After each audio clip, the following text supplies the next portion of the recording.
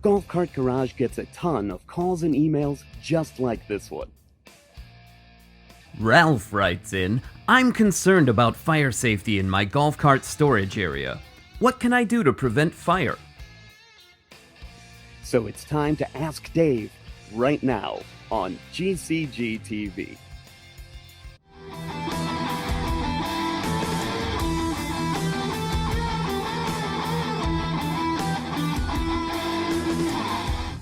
Hi everyone! Welcome and thank you for joining us at golfcartgarage.com.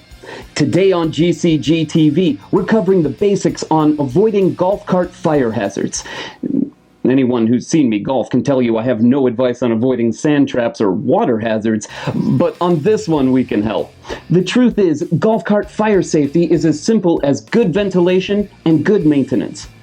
Charging creates potentially dangerous heat and gas. Taking the time to ventilate your storage area to dissipate that heat and gas, and regularly checking the batteries for distilled water and corrosion are two essential steps that you can take to ensure safety. Remember, exclusively you can stop golf cart fires.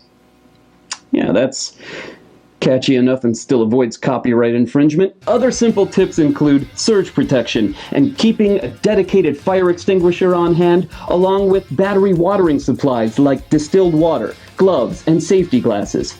We want to help you with your safety concerns and anything else you may need. So come ask Dave in person next time. Stop by golfcartgarage.com or give us a call, 1-800-401-2934. Or if you send an email to askdave@golfcartgarage.com, the next question we answer might be yours. Remember to subscribe to our channel for more episodes. Thanks for watching GCGTV.